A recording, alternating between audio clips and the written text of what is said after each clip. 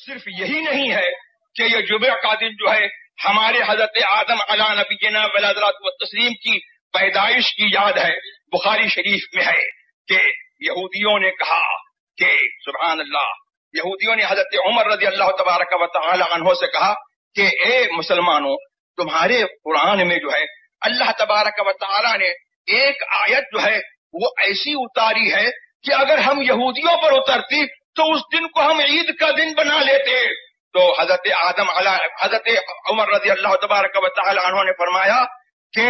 مجھے معلوم ہے کہ وہ کون سی آیت ہے اور وہ کس دن اتری ہے، اور ہم نے اس دن کو جو ہے بے شک جو ہے عید کا دن قرار دے لیا ہے. فرماتے ہیں کہ مجھے معلوم ہے اور میں دیکھ رہا ہوں کہ وہ آیت میرے سرکار پر اتری جس دن جو ہے حج الوداع تھا اور آخری حج حضور نے اپنی عمر شریف کا آخری حج فرمایا تھا. آپ اپنی جو ہے سواری پر جو ہے سوار تھے اور عرفات کے میدان میں تھے کہ وہ آیت کریمہ اتری، الیوم اکملت لکم دینکم واتممت علیکم نعمتی ورضیت لکم الاسلام دینا. آج میں نے تمہارے لیے جو ہے تمہارے دین کو جو ہے مکمل کر دیا اور میں نے تمہارے اوپر اپنا احسان جو ہے پورا کر دیا اور میں نے تمہارے لیے جو ہے خاص جو ہے اسلام کو جو ہے دین پسند کیا ہے. کوئی اور دین مجھے جو ہے پسند نہیں ہے، اسلام کا دین جو ہے دین اسلام جو ہے مجھے پسند ہے، وہ تمہارے لیے میں نے پسند کیا ہے.